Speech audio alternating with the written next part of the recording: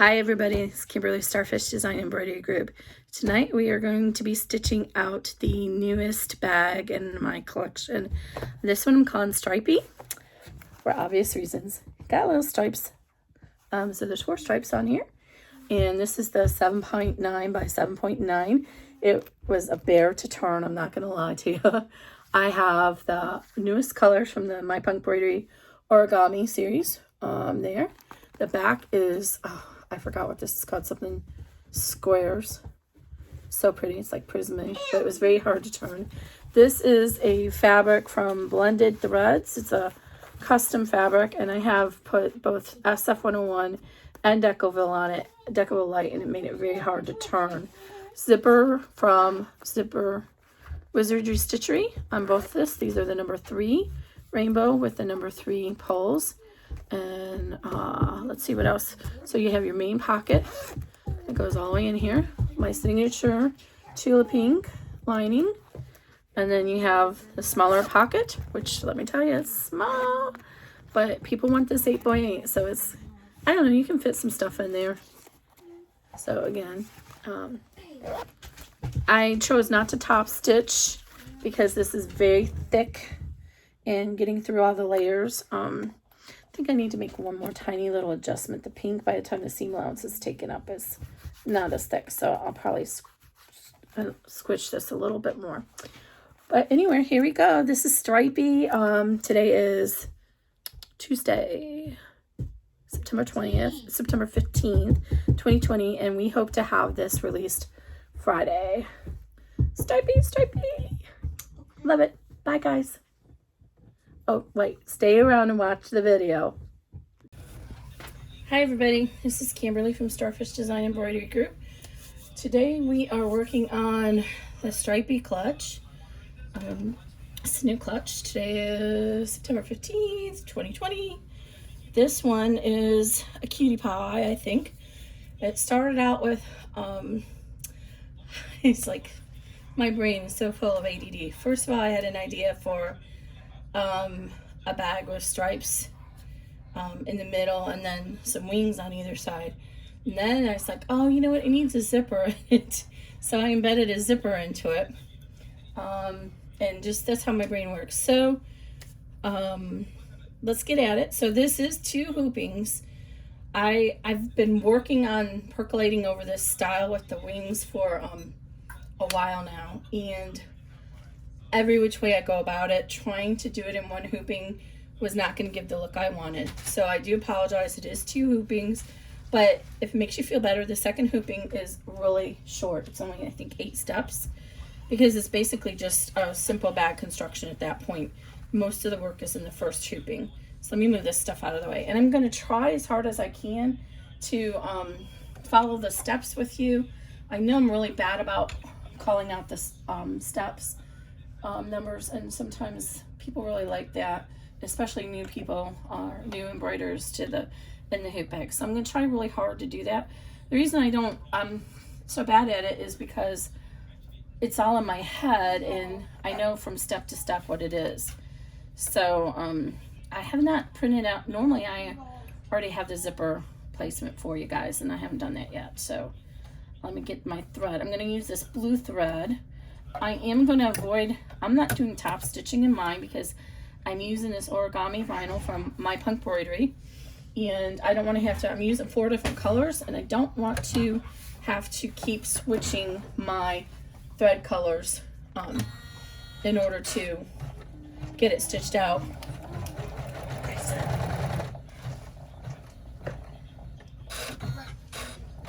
So I am going to use zipper. Oh, there I go again. Let me start this.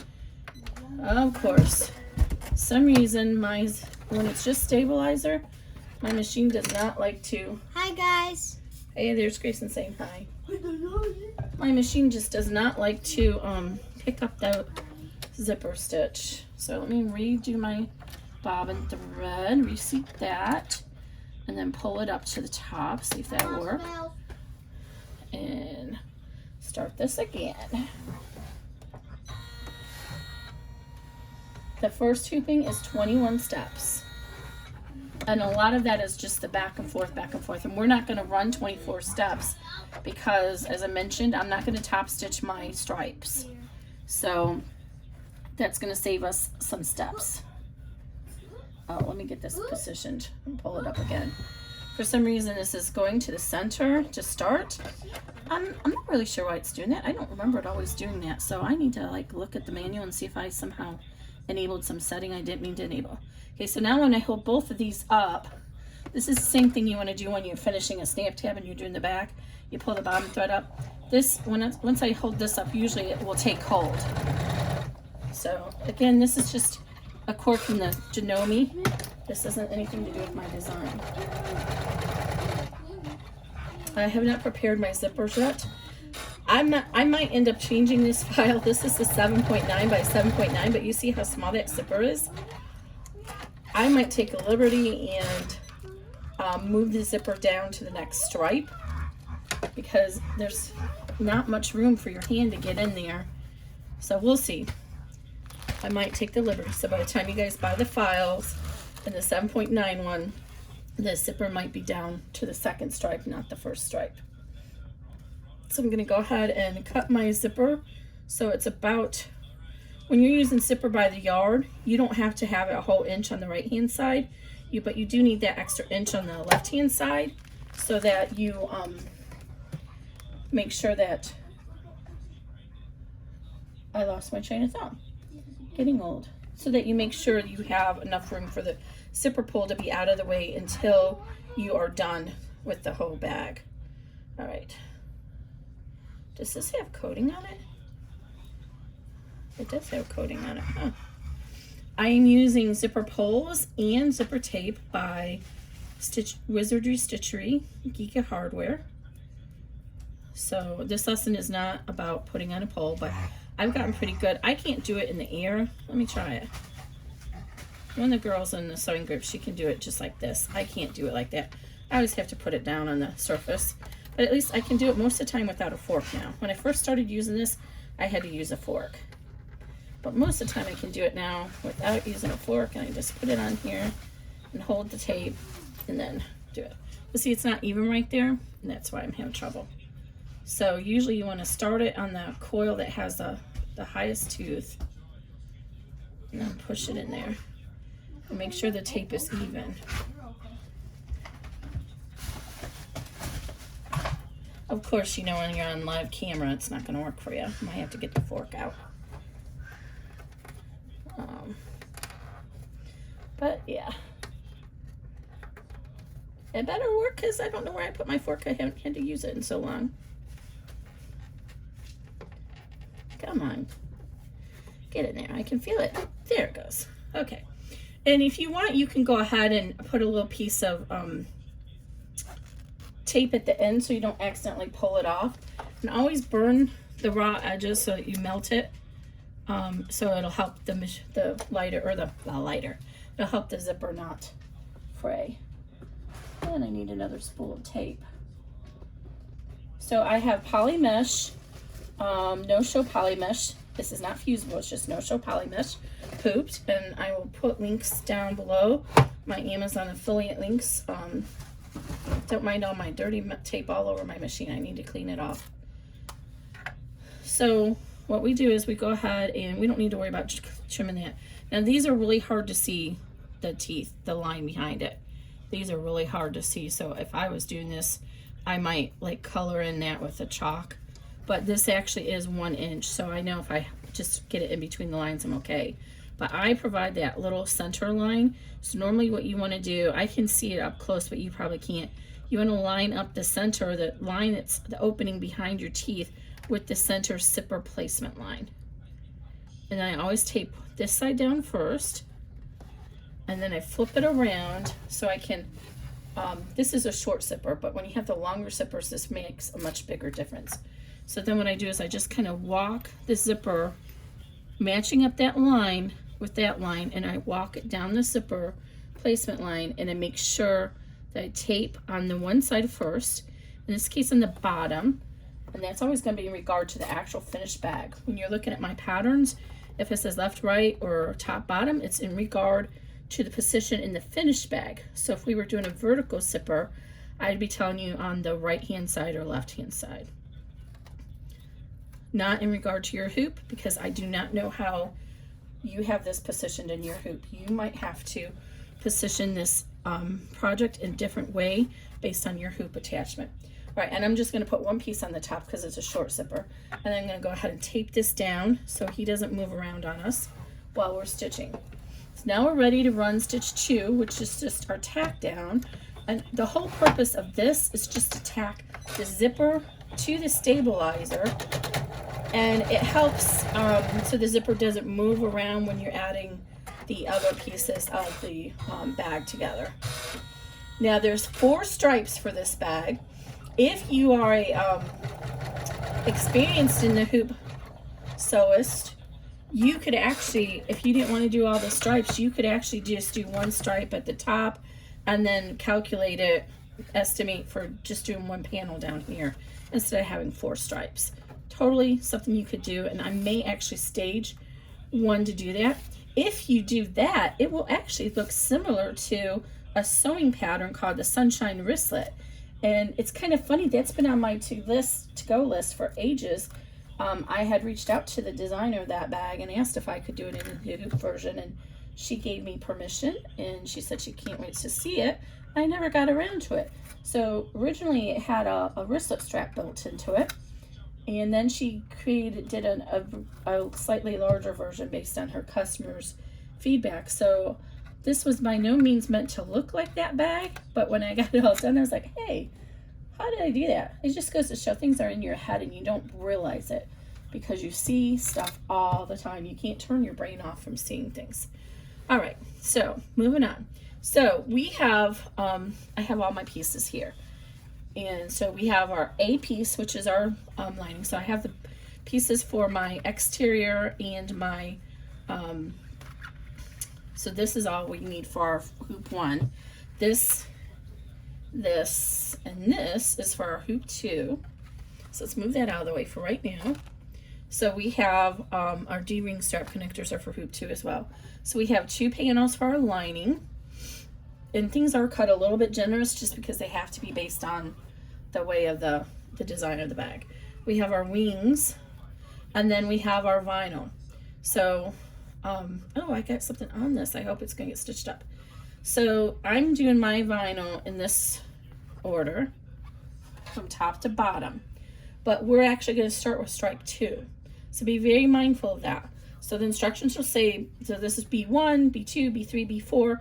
We're starting with B2, not B1. B1 will be added last. So put that guy out of your way for right now. And we're gonna use our B2 piece, and we're gonna use one of our linings.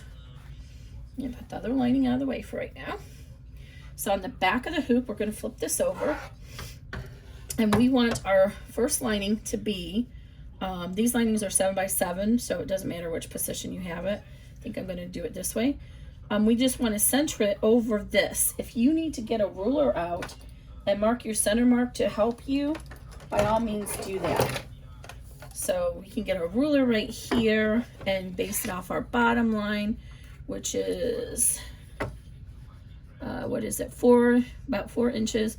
Mark a line there at our 2-inch mark. If that's what you need to do to help center it, then go ahead. And then just go ahead and fold this. So now what we want is, if you have directional fabric, you want to put the direction this way, and then you're just going to flip it up. And that's how you can be assured that you have your bag in the right order, your fabric. So then you could always just fold this in half to get your little crease mark and mark it up with your center. Because the nature of this bag, it didn't do a full outline, it just didn't fit this bag. Okay. So now we got this lined up with the zipper placement line. In this case, it's going to be our zipper, but all my bags designed in 2020 are just digitized that they will work with either a number 3 zipper or a number 5 zipper. The number 5 zippers are these here that have the wider tape. It's 1.25, and it has the thicker teeth. But it will work with all of them unless I say otherwise in the file. Okay, so we're going to go ahead and tape this down. I can reuse this tape many times. This is Transform Medical tape. It's a translucent kind from 3M. Now go ahead and hold this up here. If you need to, you can pin it out of the way, but for right now, we're just going to leave it there. Remember, we want to leave our zipper here. And then the same thing here. If you need to measure your center placement line to get this lined up so you know where to measure, you can go ahead and do that. So we have 4, so we make 2 right there, if that's what you need to do to measure yours. So, and then again, we're going to put it right side facing, or right direction, and flip it over. And here you can do the same thing, fold it over to make sure it's centered. Okay, and then we're going to tape that down. Again, it's going to be with the zipper placement line, not necessarily the top of the zipper, because the 1.25 inch zippers, or the number 5s, are 1.25 inch wide. All right, make sure that doesn't come loose, the lining. Now we're going to run the tack down stitch. So this is step 3. Oh, and look how that, I didn't get that really good here. Do not put your finger in there and try and fix that. Stop the machine and fix it. So mine's gonna be a little bit off, but it's okay. I had to cut this a little bit generously. Now, we want to go ahead and top stitch our back of our lining, because doing so helps to hold the lining out of the way so it doesn't get stuck in your zipper. So you'll see we have this extra void here, so you have to be really careful when you're finger pressing this. So we're going to go ahead and finger press this lightly, and we're going to tape it back down, and then we're going to run the top stitch step, which is going to tack this down. But we are not going to top stitch this. But if you wanted to top stitch, you would go ahead and fold this down, and you would finger crease it and then top stitch it. But I'm choosing not to do that because of the nature of my colors. So I don't want to be sitting here changing colors. If I could get this rainbow thread to work every single time, I could use that. But I have these huge spools of Madeira rainbow thread and variegated thread, and my machine just, most of the time, it just doesn't like it. All right, so now we have that nicely tacked down. We want to push this out of the way for the next, I believe it's 4 steps, because we don't want to stitch through our lining when we're working on our other stripes. So we're going to just fold this up out of the way. If you're worried that it's going to get stuck and you're going to get caught in something, just get a little pin and just pin it together like this, and then you don't have to worry about it getting stuck. Now we're ready to pull our first stripe down, which is really B2. Now this origami, I've already done 1 in this. It's actually very unwieldy. So you really, if you can find your boning tool, which I can't find mine, something to really press it, you really want to tape it down, because otherwise it just steps, it like puffs up. So I had a hard time with that on the first test that I did. So I'm actually going to put another piece right here in the center and hold it down. So now we're going to run step 5, which is the placement step for our next stripe. It's going to serve 2 purposes. It's going to tack this down, and it's going to give us a placement line for our next stripe. So if you need to like guide this along like with a bamboo stick or something, then you can do that. Do not use your fingers. Something that if it gets broke, it's fine. And you'll see this is a basting step. It's not real thick. Oh, did it? Yeah, it did. No, it didn't. See, this didn't even go through our... let's redo that step. I don't know what happened there. Like the tension was off on it or something. All right, let's redo that step. Try it again. And actually, we only need the little dots there. So let me pull the bobbin up again. I don't know why that didn't take. There it is. I think my girl is telling me she needs oiled and she needs a little break and she might need oiled. Okay. That might be what she's trying to say. You see how it's really hard to keep this origami down. All right, now let's remove the tape here. And then always trim these little tails as you go along. I am trying a different angle tonight. This is an angle I've done before, and people didn't like it, but I can actually kind of peek over and look in the camera from this way. It's kind of over the shoulder, so I just want to stick with this, and let's see how we do with this. Okay, now we need our B3, which in my case, I'm doing like the reverse rainbow. So we're going to take our B3 and we're going to lay it right side facing down, and we want to just lay it on this basting line. And then again, center it over there. And you can go ahead and trim this off after you stitch this down. And then we're going to run the tack down, which is step 6. And then step 7 is the top stitch. And we're going to skip the top stitching because, as I mentioned already. But if you want to do the top stitching, especially if you're using cotton woven, then the top stitching would probably be a really good idea to give it a little bit more character. Okay, so hopefully it'll pick up the thread this time.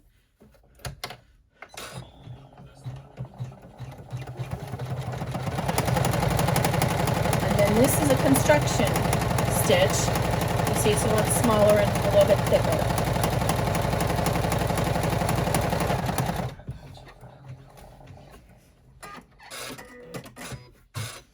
Okay, and just to reduce the bulk in the bag, I'm going to go ahead and trim away this extra vinyl underneath here. If you're using cotton, it's probably not as big of a deal, but since we're using vinyl, I like to just, it reduces some of the bulk when you go to turn the bag. So you can just go ahead and hem it right, trim it right up to that. And you should have about a 1/4 inch seam allowance then. All right, now the next step is 7. It's going to be positioned for a top stitch, but since we're not going to do the top stitch, we're going to go ahead and push forward and move to 8. But I will show you, if we were going to do the top stitch, you would see where it would start to line up for the top stitching. So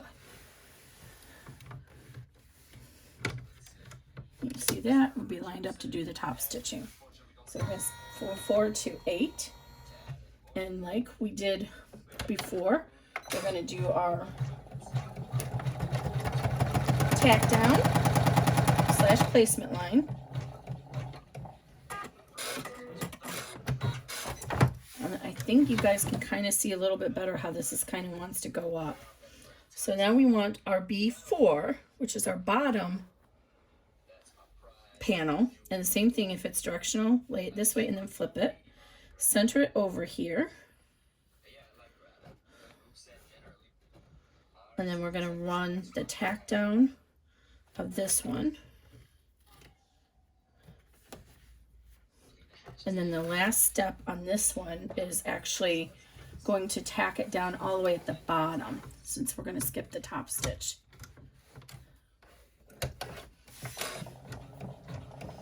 And I should have taken that in the center there. So I'm going to just hold this with this chopstick.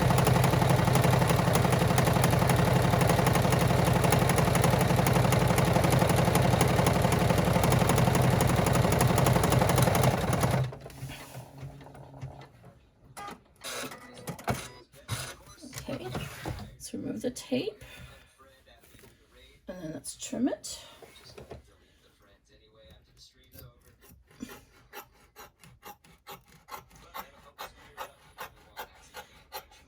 And we're going to skip step 10, the top stitch. And we're going to move down to the bottom. Now we're ready to fold the lining down so that when we do this little basting at the bottom, it's also going to hold our lining down. So remove the tape here, turn to the back, and just go ahead and fold your lining back down and tape it in place. All right. Now we're going to go, one other thing I didn't mention earlier is always make sure that you have your hoop against a firm surface when you're doing this folding down from the front, so that it's not going to unhoop on you. Oh, I'm really liking the look of this so far. All right. And this stuff is not wanting to like stay folded down for me at all.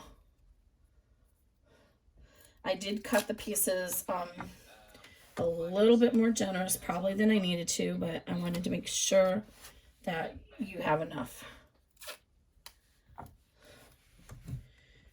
Because my first one I messed up. Now see here, I'm going to have to tape this all the way down into the hoop because it's going off the base and I don't want that to get stuck.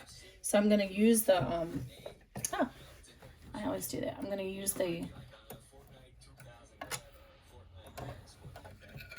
bamboo skewer to help hold that down. All right, make sure the lining didn't come undone. Yeah, this tape is not going to do me any good. Let's put it back on here. All right, and then I'm going to just use my bamboo skewer here to help guide this while it's stitching. And this is just a basting stitch. Did that actually take? It didn't. Look at that, guys. What's going on here? Same thing. All right, let's redo that. It's like this, it doesn't want to take on this origami. It's weird. I wonder if my bobbin is bad. It's a relatively new bobbin. All right, let's try this again. Back to step 11. I'm going to pull the bobbin thread up. This is bizarre, very bizarre.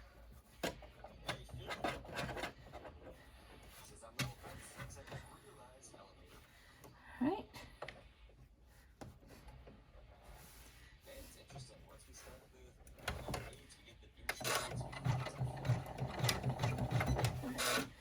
I just want to go ahead and get my bobbin, my skewer here.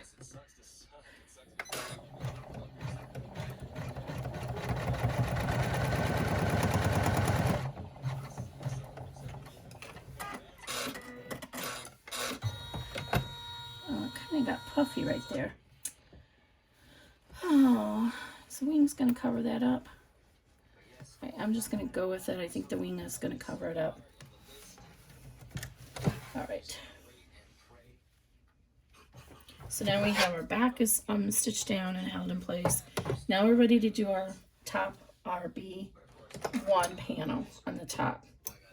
Okay, so we're gonna flip this over, and this time, because this little strip of pocket area is a void, we don't need to top stitch.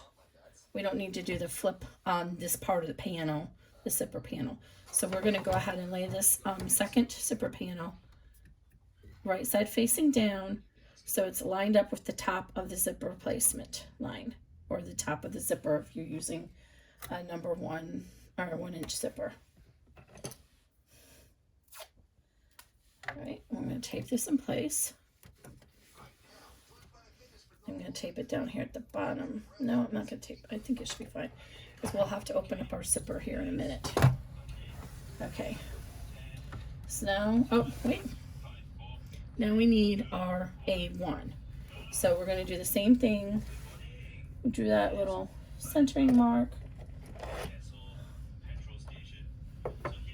So 2 inches. Oh, wait, this was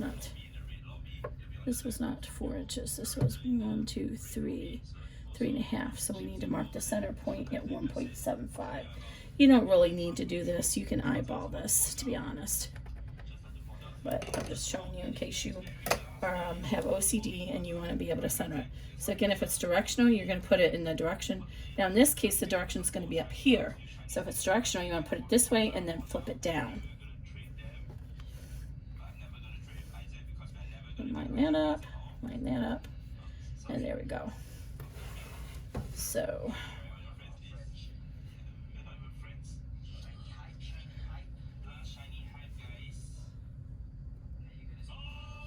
for some reason that didn't look right. Okay, should be. I don't know what I must have laid those other 2 down incorrectly. Okay, so I'm going to go ahead and take this down.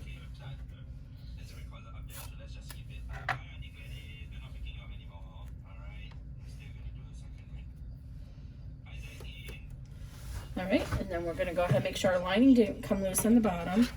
So we're moving this around. Going to rethread our needle. And we're going to run step 12, which is the tack down.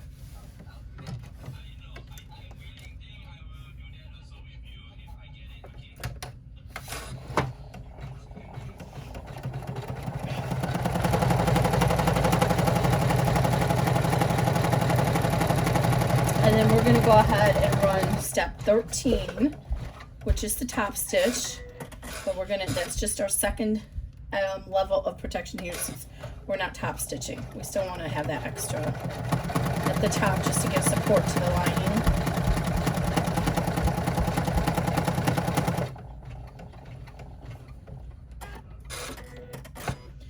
Okay, now we're ready to go ahead and fold this up, and then we're going to just tack that down. So go ahead and finger press it, or use your boning tool. I really highly recommend using a boning tool. I have one, but I don't know where it went. It's much more helpful. Okay, and then this is just going to tack this down at the top. I keep on threading my needle. Stop it. I have a 90-14 needle. I forgot to mention that at the beginning. You can start out with a 75-11, especially if you're going to be doing embroidery. But for construction, you really need the thicker needle. So I'm going to go ahead and help coax this with my bamboo skewer.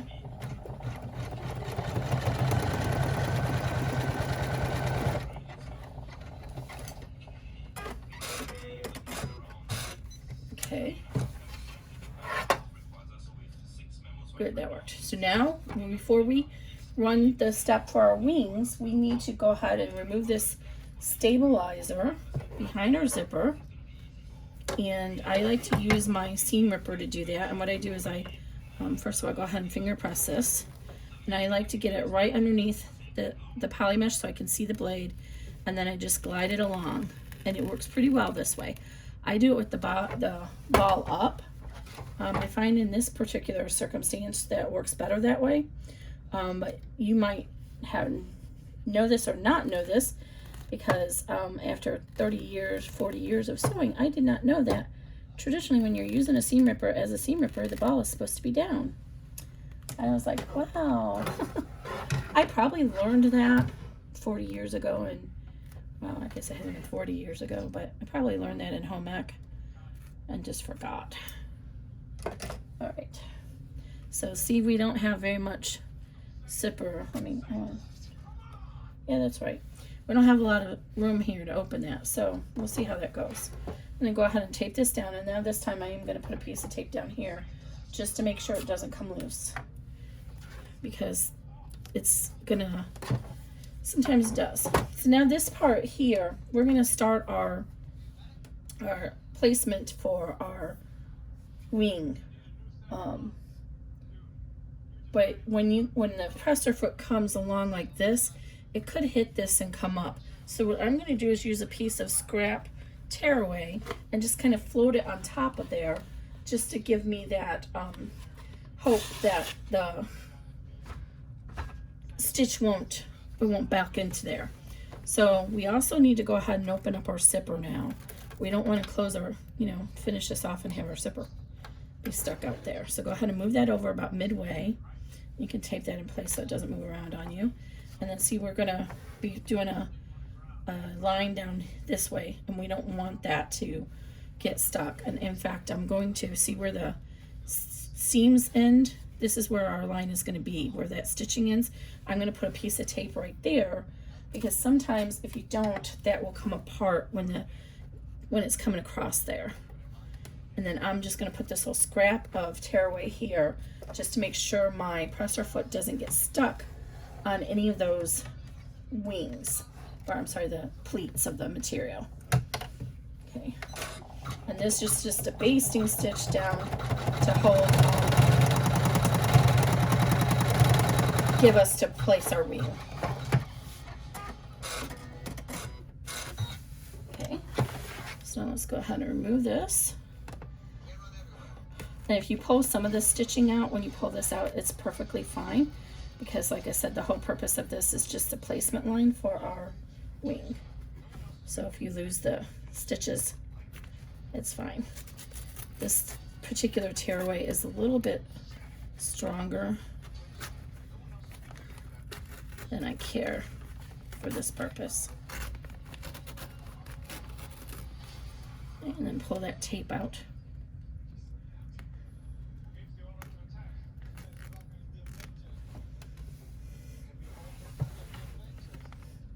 Oh, I don't want. Hey, Grayson? Honey, I don't know what you're watching, but remember, YouTube I can't have anything on in the background. Sorry, I had to tell my son he's listening to something, and I don't want YouTube to yell at me for copyright. I don't know if you guys know that you can't have like music or anything playing in the background, else you'll get a ding on your video. All right, so that's good enough. So I just needed that placement. So now we're going to take one of our wings. In my fabric, this is from Blended Threads, I think it is. It's a custom fabric, and they have a perpetual reorder where you can get their favorite, you know, some of their stuff. So I got this. I'm hoping I positioned it well to make advantage of all the colors.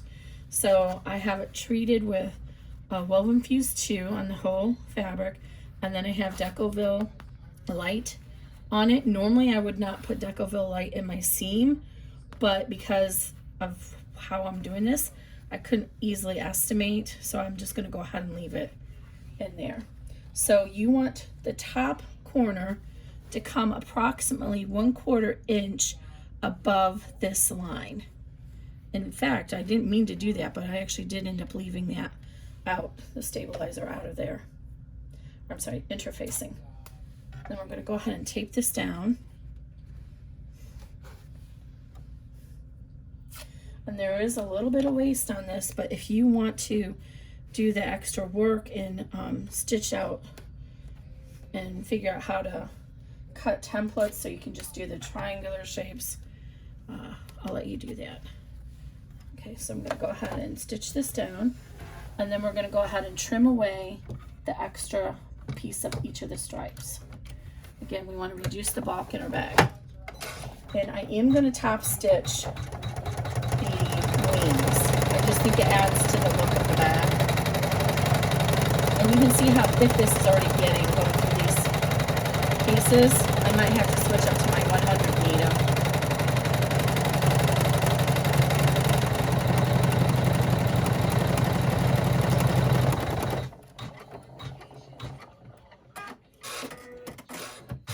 Okay, now I'm going to go ahead and trim off all this extra. Save whatever tape you can save to reuse.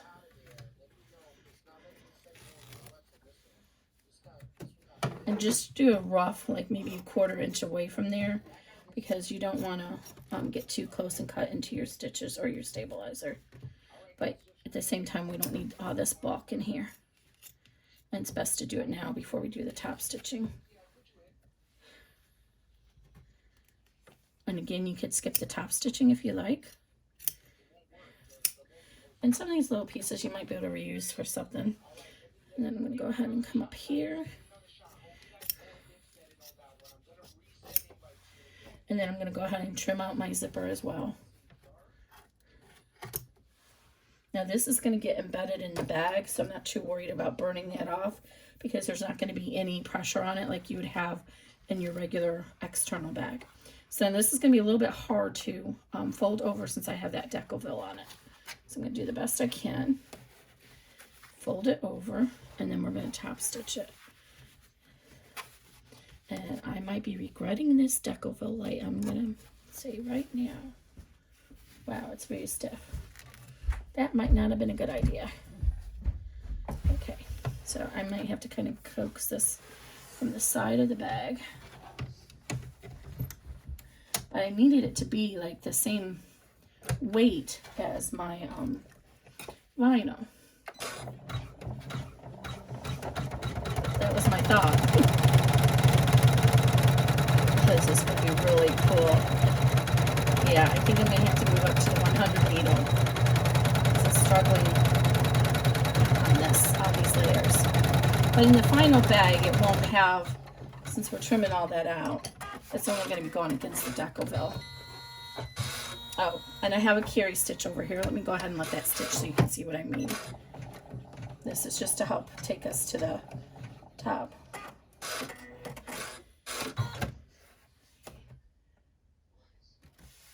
Okay. Oh, I'm going to go ahead. I think going this way we're okay to run the... I might actually reposition the placement line on this one so it runs up that way. So by the time you get this, it might be positioned that way. That way we don't have to worry about the extra stabilizer. Okay, so this is getting really close. So I'm going to go ahead and move it over here now since we're already done here. All right, so now we have this done. We can go ahead and move this tape off because we want to make sure this doesn't end up in our seam. And now we're ready to lay our second panel. And the same thing, we want it a 1/4 inch above this and then lined up on that line.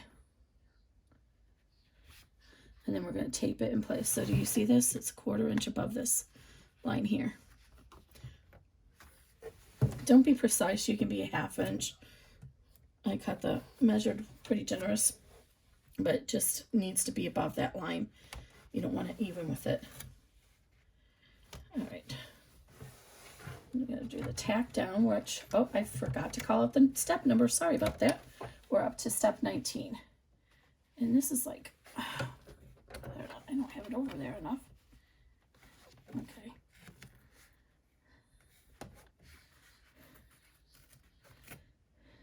All right. Again, we don't want our hands in our hoop when that needle is moving.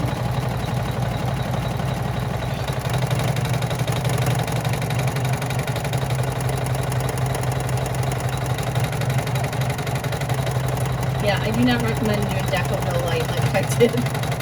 Just do your, make sure your Decoville light's on in your seam.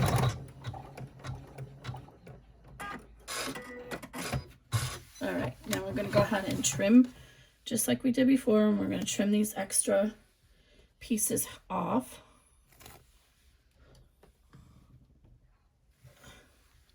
And we are almost done with this hooping.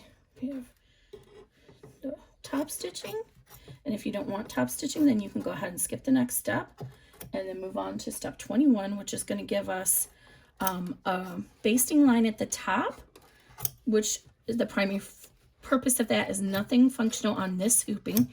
It's to give us a line registration mark for laying this on our main bag. So we're going to go ahead and fold this wing back. See, it's really going to be small. Oh, I don't know, guys. I think I might make the decision to move that zipper down to here so you have more room. You have a smaller zipper, but we'll see.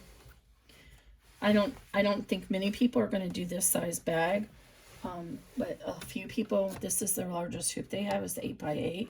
So they like to be able to use it, so I like to do this size for people. Now you see my wing is all the way over here and not impeding on, but it's kind of blocking my view of my hoop attachment. So I'm going to have to kind of reach up like this to do my top stitching to help guide that material.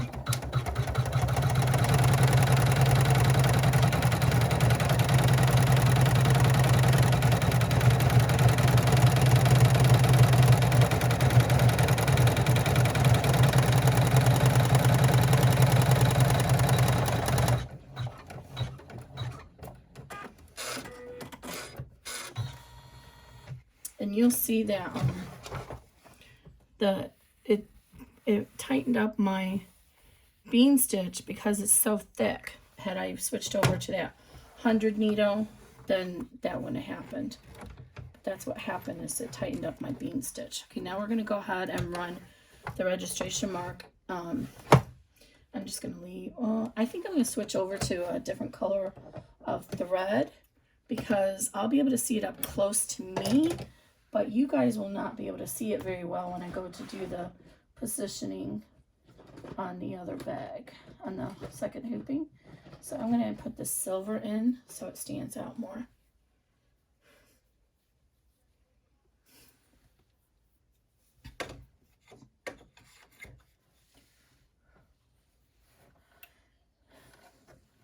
So this is going to create just a registration line to and a centering tick mark to line this up with our main bag. And this is step 21. You will have 22 steps on the file, but I'm going to remove this while I thread it. Something happened, it didn't come through. You should never pull backwards like I just did, but on this Janome, this doesn't come off, so if you get it stuck in there, you have to, it's very, in my opinion, very poor engineering. You have to unscrew it from behind to pull this off, and that's just really poor design. You should be able to just take it off easily from the front. So when you get thread stuck up in there, you can get to it. Okay, try that again.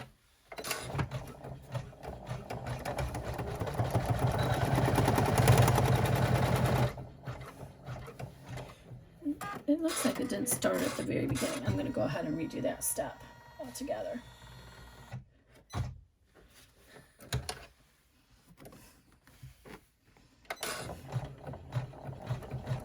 Yeah, there we go. Okay, so this is it for hoop 1. So we're going to skip 22. And that step is just simply there to help, oh, that didn't even sit down. That step is just there to help prevent the hoop from going to the center and getting stuck in the bag. And I forgot, you should always check and make sure that your back was good before that hoop. So here's our little pocket.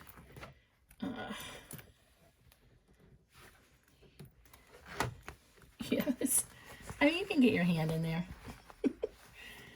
It's more decorative probably than anything else at this point. You might even be able to fit a small cell phone in there. But we'll see. Let's see what the testers think. But you're not going to get much more if we put it down here. The pocket would be almost worthless. So we're probably going to leave it.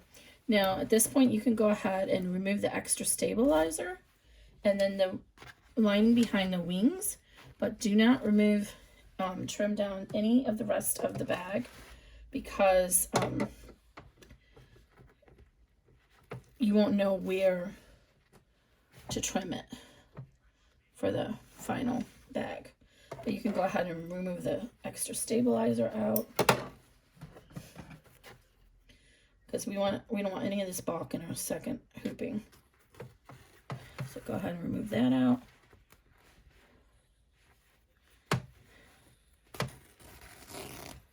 And I save these little scraps. They come in handy for backing up satin stitching when you're doing applique.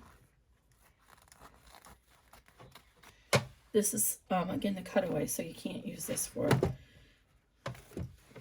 the seams like we just did. And this, I have to cut it like this because it's into that seam there.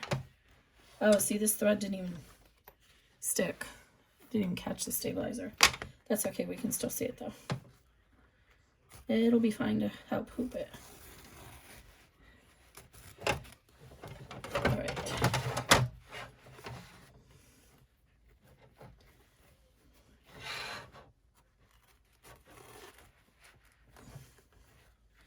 All right.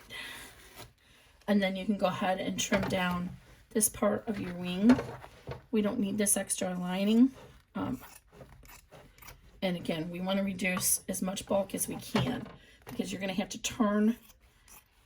pull this out through the bottom of the bag. Oh, my lantern, I just realized I have this deco bill that's going to be really hard. The turning's gonna be hard because I chose a very firm vinyl for the back. Okay, so set this aside, and then we're gonna load up hoop 2. So we need to put our stabilizer in here. I'm gonna switch back to my blue thread, because otherwise you can't see it. Same thing here, we're using poly mesh, no show poly mesh. No show poly mesh. Just make sure your material or your stabilizer is hooped tautly. It used to be that you were taught to hoop it until it was like a drum and you could bounce a coin off of it. That's how I was originally taught, but that's really not true anymore. Some people still tell you to do that, but when you do that, when you have it that tight, then when you unhoop it, everything contracts in because you pulled it so tight. Okay, let's go ahead and change our thread again.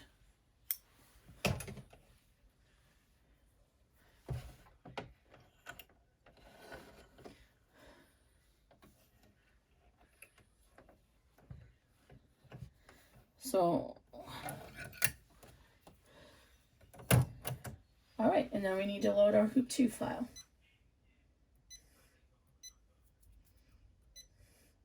And hoop 2 has 11 colors.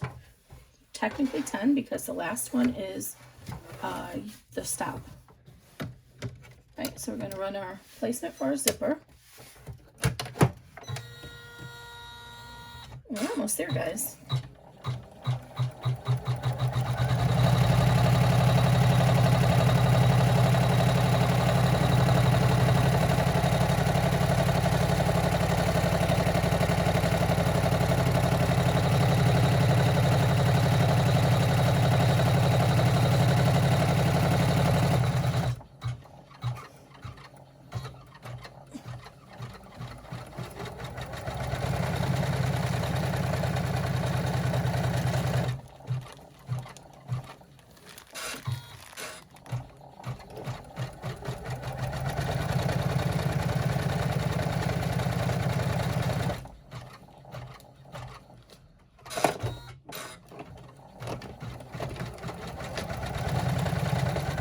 And again, my zipper on tape and pulls are from Wizardy Stitchery Geeky Hardware. Okay, I'm going to go ahead and pull my hoop down out of the way for right now so that it's easier for me to show you guys. Because the 8x8, or in this case 7.9 by 7.9, takes up the whole hoop. Now you see I have a little centering tick mark there. That's what we're going to use to line up our panel. So again, we want to cut our zipper so it's about an inch wider on the right hand side. If you're using zipper tape, regular zipper, you need it an inch wider on either side because that inch on the right hand side is for the little hardware that's in the zipper. All right, and we're going to go ahead and put our pull on here. Let's see if we have a better chance this time than we did the last time. So you put the rounded edge in first. I could not figure this out forever. I kept watching the videos and watching the videos. I could not do it. And finally one of my friends, she's like, she figured it out that it's the rounded edge goes in first. I was doing it the other way. And as soon as I was like, oh, because not all the videos tell you that. All right, that one I worked perfect. So I'm going to go ahead and mount the edge. And the same thing, we're going to go ahead and line it up here to the right side first and tape that down. I'm not going to spend a lot of time with this because I already showed you guys how to do this on the first hooping. And I'm running out of light here. It's kind of hard to see. I'm just going to center it. I think the lighting is good for you guys. Right, and then I'm going to go ahead and walk it down here. Make sure I have that centered over that center line.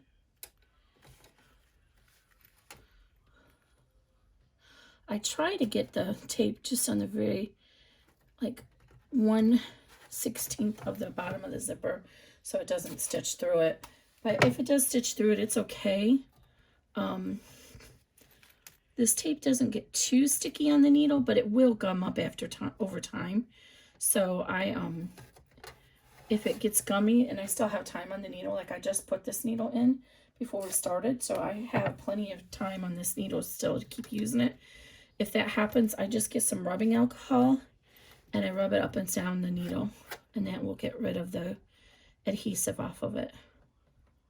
Another thing you can use is if you have sewer's aid, which is silicone, and then, so this is done, I'm going to put some on the top. You can rub that along your needle when you use a double stick tape, and it'll help prevent your needle from getting stuck in the double stick tape.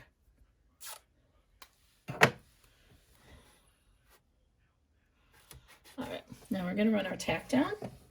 So that's step 2. Now let me put my hook back in position.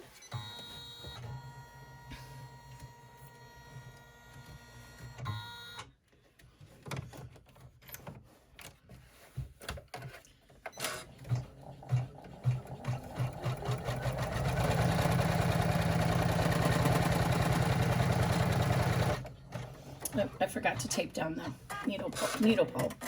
Zipper pull. That wasn't good. Make sure you tape that down. I'll do that as soon as it's done.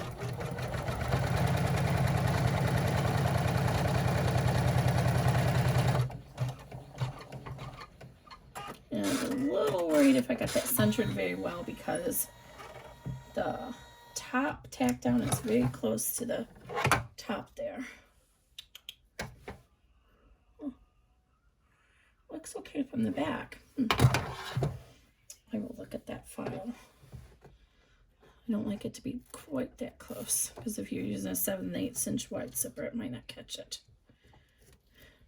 Some zippers actually are, they say they're number 3, and number 3 is a Dressmaker zipper. It's the traditional thing you get from Joann, Coats and Clark, whatever brand it is, and they're supposed to be 1 inch wide, and the size 3 comes from the width of the teeth, which is in millimeters. That's where the name comes from. But I was looking at the Dressmaker zipper the other day when I was doing that live, and there was no way that was 3 millimeters. Okay, so now we're ready to do our lining. So I actually cut my lining incorrectly, so I need to look at it, because one piece I cut too small, but I measured and it's going to be enough anyway. Okay, so now we're into I've forgotten this. Let's see, it was B, C, this is D in your cutting chart. So same as we did before, we're going to put our lining. Well, this is the wrong way, I think. Yeah. I think I'm going to go ahead and bump this up, because it's like 9 by 9.25. I'm just going to make it an even square. It's easier to line it up. So we want it to be positioned, go in the right direction, and then flip it over so that you know it's in the right way. And then you're going to go ahead and line it up with your zipper tape there, the placement line, or the bottom of the zipper tape. And then we're going to go ahead and hold this up like this. And now this is the tricky part. Okay, so now we're ready to sew this. Now, one thing you can do is after we stitch it down, actually I'm going to do it now. If you go ahead and cut out some of this bulk right here, then if you wanted to top stitch, it wouldn't be so hard. I'm not going to top stitch though, because I did not have good luck with that the last time. But so your seam is going to be 1/4 inch underneath this line. So if you go ahead and just cut out this little bit right here and get it, it's vinyl, so you're okay to trim out that, then it's going to reduce the bulk in that seam. So if you wanted to top stitch, you'll have less bulk there, and you can top stitch, but we are going to forego top stitching.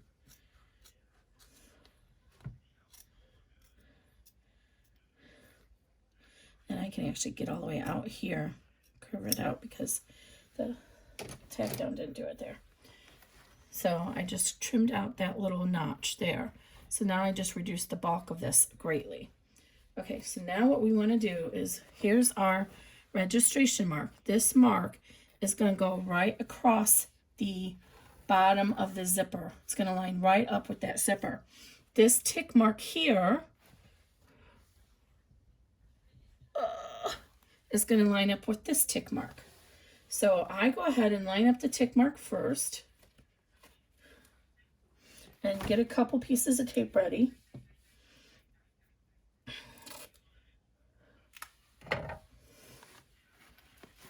So I line up that tick mark, and so there's my tick mark is all lined up.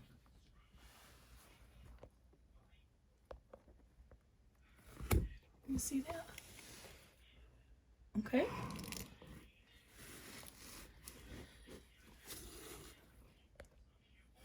And then make sure the registration mark is on top of that zipper. Okay, so I tape that down. And then I'm going to go ahead and make sure that registration mark, that whole line, is right on top of my zipper. Now, if you're using a 1.25 inch zipper, you'll want to make sure it's with the zipper placement line. So it'll be actually just slightly inside the zipper. I should have done the video with one of those to show you.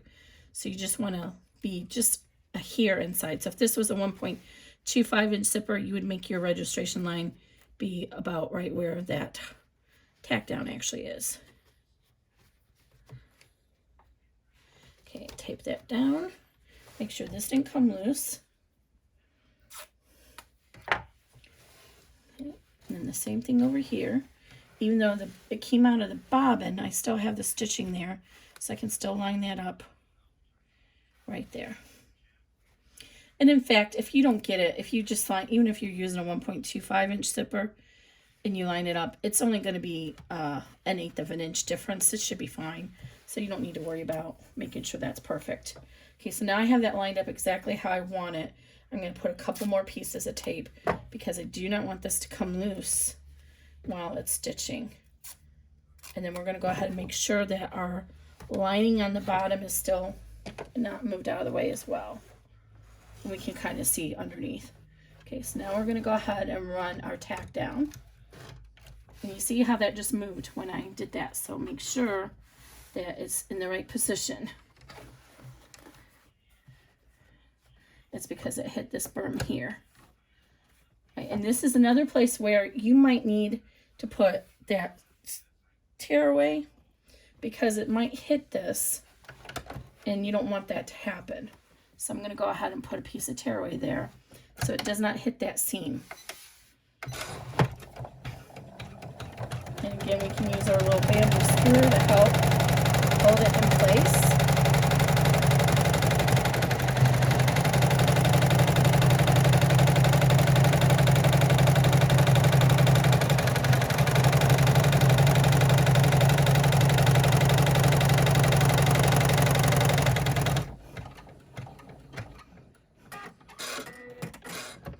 All right, now I'm going to go ahead and move this out of the way so I can work on the machine and so you can see what I'm doing.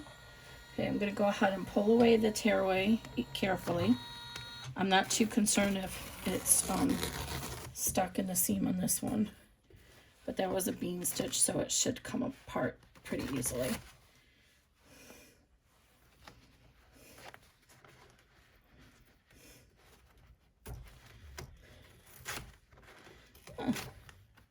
Bottom piece did. Okay, there we go.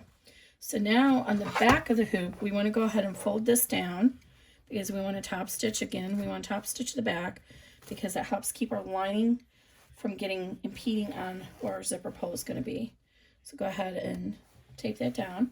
Always be mindful of where your hoop attachment is in relation to your project, and you might have to fold fabric to keep it out of the way of there. Okay, now on the front, if we wanted to top stitch, this is where we would do that. And again, I put this Decoville light on here. I'm not risking the fates and trying to top stitch this, so I'm just going to leave it, and it's going to be a second. Oh, I need this tearaway. I should have left the tearaway on there. I'm going to need the tearaway again because I don't want it to hit those bumps and come undone. But if you wanted to top stitch it, first of all, you're going to ahead and trim this away. We can do that right now. So go ahead and trim 1/4 inch away from that. And you see we have quite a bit of extra material. So I would rather have you have a little bit extra than not enough, because these angles are kind of a little bit awkward. Okay, I'm going to trim that a little bit more better.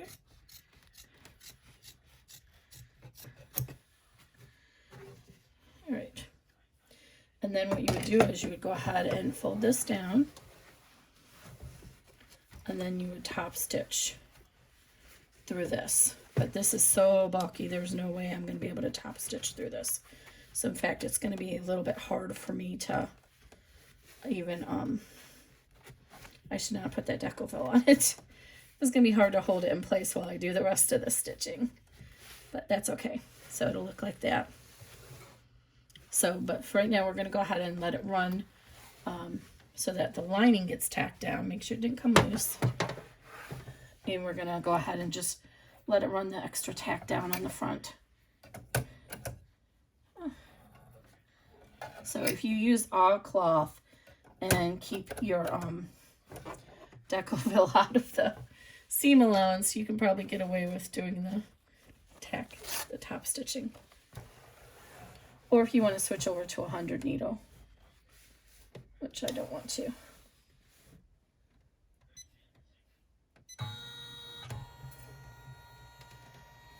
I actually think that, that's what my tester said, it looks better without the top stitching. Okay, get this up out of the way here.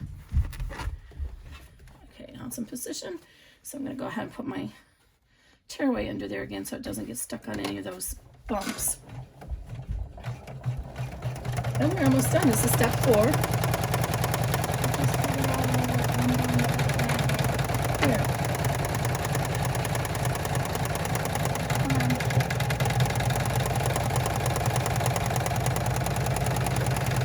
Where did it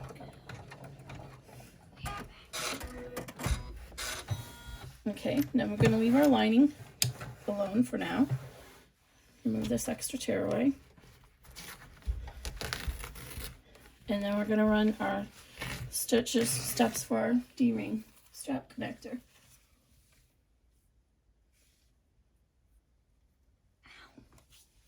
Oh, I don't feel it, babe. All right. So now I'm going to carefully pull this down and finger press it as best as I can.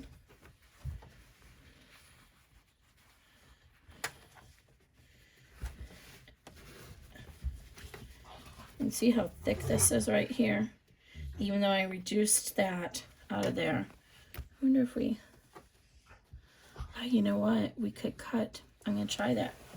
I'm going to try and just cut this angle out. So now we have that bulk right there. But we can kind of cut. So we have that double stitch there. We can kind of cut into this like this. Notch that little hard corner out.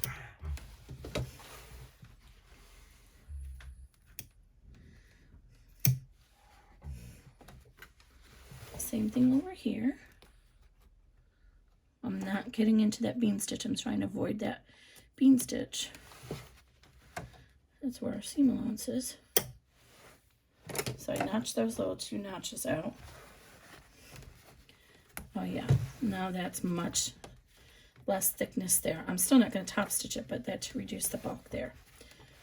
So what I'm going to do is pull this down and hold it as it runs the D-ring strap connectors, and that will kind of hold it into place. So since that's going to be at the top of the hoop, I can keep my hands out of the way.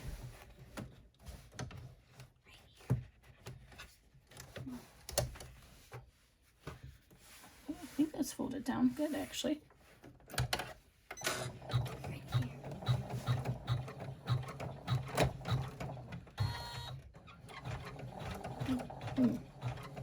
feel it now? Yeah. It hurts. It hurts? Yeah. Ooh. All right. Sometimes I get headaches from it. Okay. I'm kind of glad that happened because it almost always happens in one of my projects. So what happened is on my machine, it tries to go every which way to pull that tail out, and it got stuck on the bulk here. If we were to just resume right now, the likelihood of everything being lined up is not going to be good because it just got bumped. So what you want to do is you want to turn the machine off, make note of where you were at first, turn it off, turn it back on. If you do this, on my Janome, it works every single time. It's going to come up with a message that asks if you want to resume a file, and you say no. So in my case, I hit X, and I say no, I don't want to resume it. I'm going to load my file fresh.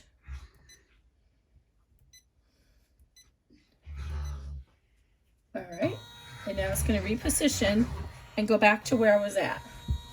So I'm going to go move forward to the D-ring strap connectors, which I forgot to call out that step to you. So,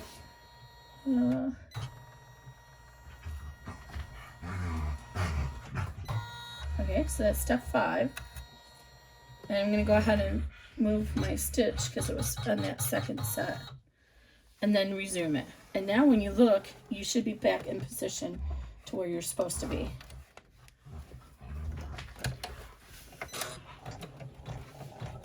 And so what I can do on my machine is when I hear the thread cutter stop, I can go like this and raise it up all the way so it doesn't hit any of that stuff, any of the hardware or anything.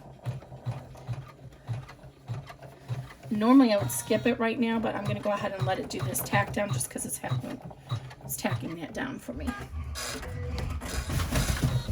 All right.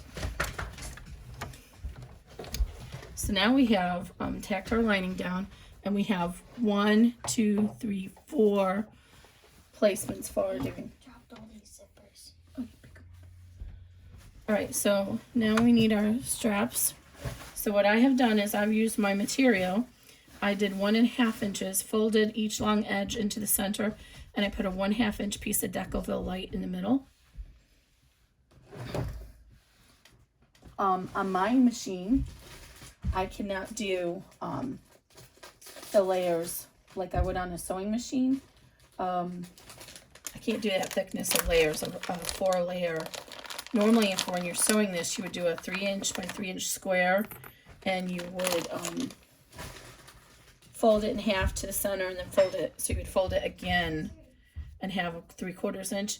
But on my Janome with all these layers, it will not, even if I increase the needle size, it just doesn't like that bulk.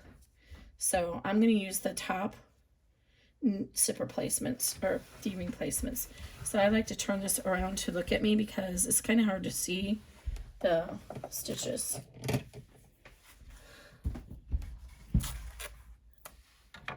And then I like, for my machine, you want to make sure you have enough clearance for your presser foot. On my machine, if I line up the D-ring, the straight edge of the D-ring with this edge of my material, then I usually have enough room for the presser foot to get past.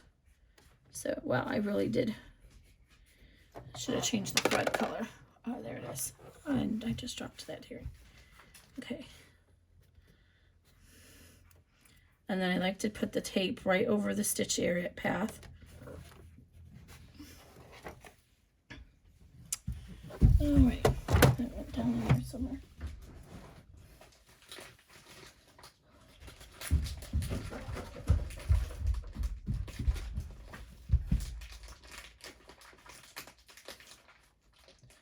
All right. And I'm taking up as much of the hoop as I can on this. I can't really move the excuser. Okay. All right, we're almost done, guys. Believe it or not, we are almost done. Okay, so here's this. Make sure that's up there, and then tape it down. That is not up high enough.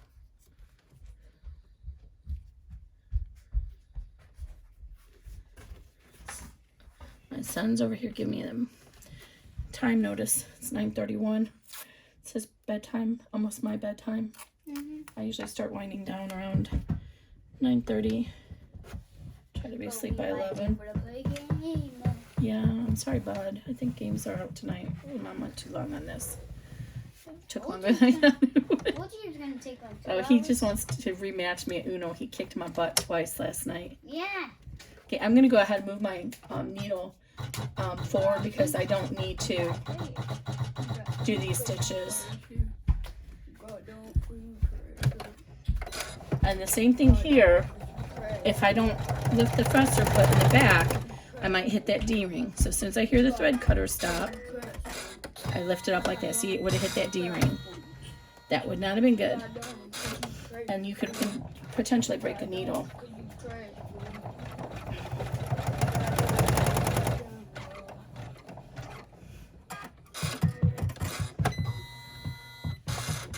And we're going to go ahead and skip that and move forward to the next step. And just like that, we're almost done with this bag. Now, just for the interest of these wings are driving me crazy, I'm just going to go ahead and I know that I can cut it off this far, right, because our hoop goes that far. So I'm just going to trim off these wings because they're driving me crazy. Because I know the seam can't go past there. See, we got that whole triangle. Okay, just put it somewhere. Got that whole triangle. So, but better to have too much than not enough. And I'll let you guys do that geometry of figuring out how to make the angle just right. Okay, so now we're ready. Oh, I'm loving the look of this already. Wow, it's so pretty. Let's remove this extra tape. So now we're ready to go ahead and sew our back on. Now this is what people get really messed up on my bags. I do not do my bags like other people do. I am not saying anything about anybody else's designs, but it seems to me that most of the other digitizers, they like just put their back on now, open their zipper, put their back on, and then just stitch all the way around the bag over and over. I don't do that. I sew my stuff like I would if I was doing it on a sewing machine, but invariably this is what happens when people contact me. They're like, the top is not sewn closed, it's open. And I'm like, well, did you put the exterior down when you were supposed to put the exterior down? And they didn't, because they're used to doing that other one. We're putting our exterior down for now, so we're going to put the lining on the back and the exterior on the front. And this is really, I think I'll be okay. We're going to try it. Then we're going to run the 2 stitches here. Then we're going to open up the zipper. So turn to the back and get your second piece of lining.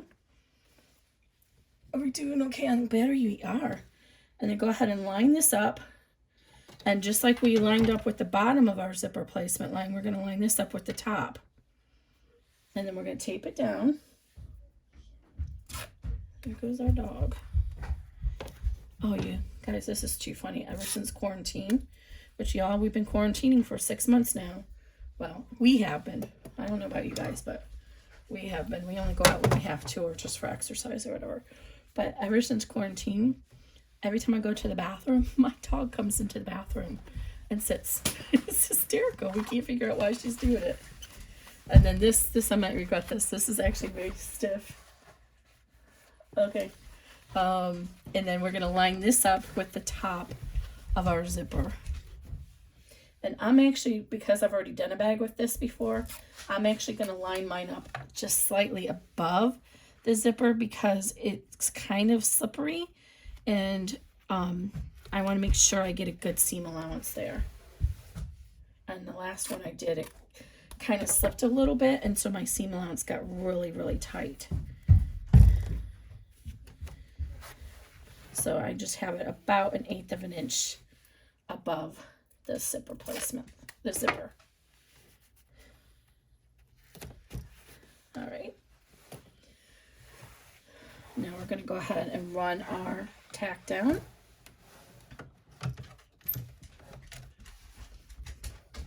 Make sure your D-rings stays down, because every once in a while when you're moving everything around with your lining, make sure your lining didn't come unjar.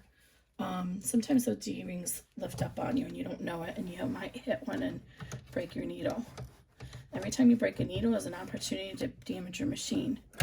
And then I'm going to get my little bamboo skewer, see how it's kind of bulky there, just to help guide it.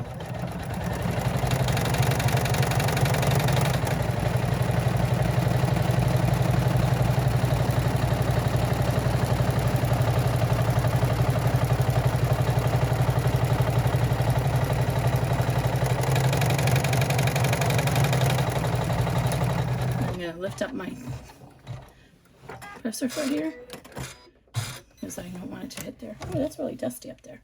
Okay, now we're just going to turn the lining up on the back. Definitely, normally I don't top stitch because when you do the D-ring strap connectors on the top, I find if I do the top stitching, it sometimes gives like a little pucker look to the top of the bag, and I don't like that. So even though it's configured that you can top stitch the back, I generally don't. But I do like to go ahead and pull the lining up and top stitch through that because, again, it helps keep the lining from impeding on the zipper pull. So I'm just going to pull this up like this to make sure it's out of the way. And then we're going to just run the same step again. If you wanted to top stitch, you could go ahead and fold this open and then go ahead and tape it down and then do the top stitch step. And we are on step 8. We have 2 more steps after this.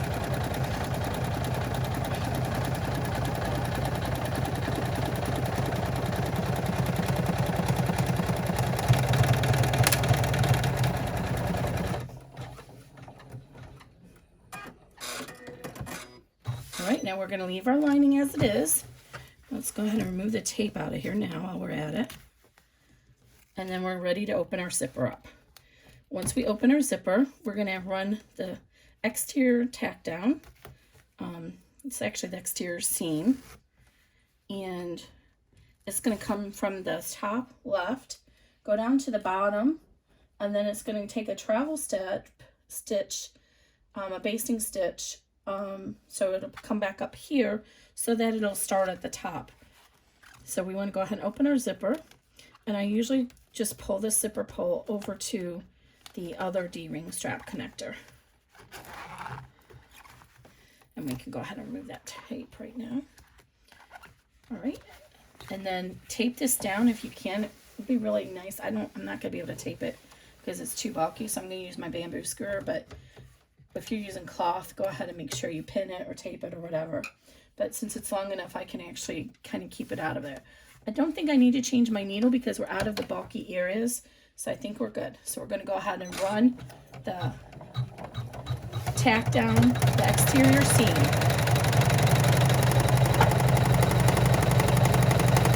And this vinyl it's actually more pliable than you think, but it definitely would help to heat it up. But the outer side of it, how to describe it, it's like it feels like hard plastic. This is the new, I think it's called, I don't remember what it's called, faux squares or something, from MyPunkBroidery. It has a rainbow iridescence to it. But if you have it and you get it, you'll see what I mean. The outside is like very stiff. So that sound that you're hearing is that. And see, it's doing the same thing this time around. I'm actually going to have to stop this and pull my little, normally these are fine, but for this vinyl, for some reason, it kind of comes up. So I'm going to have to pull my little basting stitch out, my travel stitch. Normally I don't need to do that. Okay, what I'm trying to say is there's no give to this vinyl. It's very stiff. Like if the origami, as we were working on hoop one, you saw how much give there was to that. It had some stretch. This vinyl does not have any give to it at all. It's this piece here is very hard. So what's happening is it's like buckling up. So, and I don't want that. If it is going to happen, I want it to happen down at the bottom, not at the top towards the zipper. So we can kind of coax it with our bamboo skewer. But it's just this vinyl. So if you have to take those little basting stitches out, go ahead and take it out.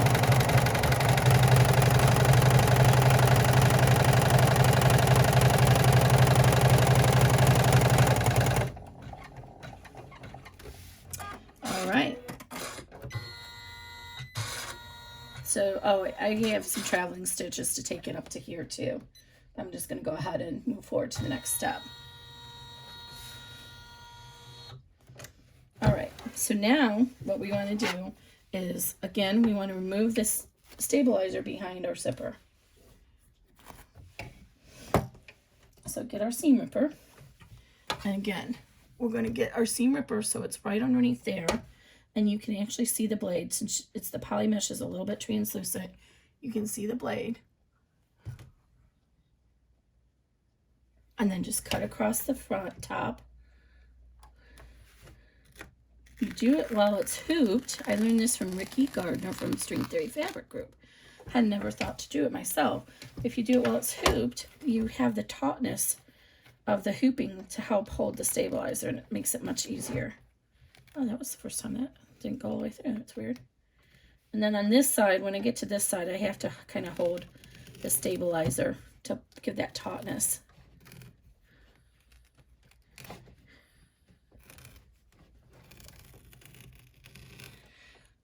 When I get to the ends, though, I prefer using scissors because too many times I've accidentally cut my zipper with this seam ripper doing that. Oh, this one didn't. I think maybe my blade is getting bad on the seam ripper. Didn't trim this as neatly as it normally does. See, that's still left a little bit of yuckiness there. It's gonna get stuck in my zipper. So I think mine might need a new seam ripper. Wonder if you can just buy extra of those little attachments. Okay. Now we're ready to fold our lining down and tape it in place and do our last step. Now you're going to have one more step on the machine, but remember that's just to prevent the machine from going back into the center and getting stuck in any hardware. So go ahead and pull this lining down tautly and tape it in place. And I like to make sure I get the corners taped, because if you don't, they will come up on you while you're stitching and going around a bend. Now for the lining, we're going to stitch the same thing. We're going to come from the top down to the bottom on both sides, but we're going to leave a hole at the bottom to turn the bag. Okay. If you were not using a 90-14, it's in the PDF, and I should have reminded you. I apologize for that. When you get to the D-ring step, I highly encourage you to move to a 90-14.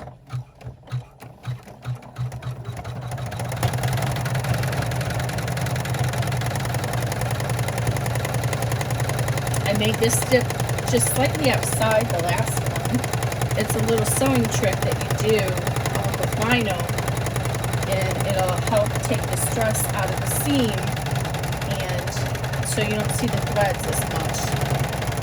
I'm going to be honest, on this bag with this vinyl, it doesn't really matter because this vinyl is not forgiving of holes at all. So you might see the stitches. So same thing's happening. We're going to do that little carry just to help get us over to the top. If we didn't do this, as soon as it was done stitching this, it's going to go like this. And then it's going to get stuck on all of this. So by forcing it over here, then I can have it start at the top and then come on down. And again, I like to start at the top and come down. I have a couple bags where I don't do it that way, but invariably this is the best way to do it because it helps ease the material to the bottom. And if you're going to have any extra material, you're going to want that at the bottom, not at the top. Okay, so we're all done. So we have our opening right here, and we got it all stitched around. But before we unhoop it, we always want to turn to the back and make sure our lining's stitched out nicely. Because if it got out of whack, now's the time that you could fix it. You could back up and redo the stitching. Use your seam ripper. I'm very good friends with my seam ripper. Okay, so mine's all good. So I'm going to go ahead and move my hoop out of the way. Oh, you all should see the pile of tape I have over here. And then we're going to go ahead and unhoop this. It's also a good idea to remove any of the tape before you unhoop for the same reason. You get that tension of the hoop will help you. Now we're ready to go ahead and trim this girl out. And normally what I do is use the stabilizer to trim out first. But I recently discovered that if you keep the stabilizer in here, with vinyl, we can trim the vinyl. I'm going to treat this like it's vinyl. We can trim the vinyl to about 1/8 of an inch seam allowance.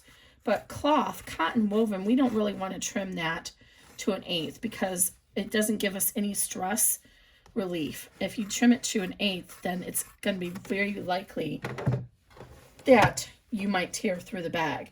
So you can actually use a stabilizer and hold the cotton back so you can trim the exterior or the vinyl side to only 1/8 of an inch, and then you can come back in, remove the extra stabilizer, and then trim your cotton to 1/4 inch. So I don't know why it's taken me 2 years to figure that out. So same thing over here. So I'm going to go ahead and fold this back, and technically I should be doing, this is cotton, but I have that Decoville light on it, so I'm treating it as if it's not. Now I'm going to leave a tiny bit extra on my zipper. I should have, I just trimmed it off as I said that to you. It is a little extra, but it's not as much.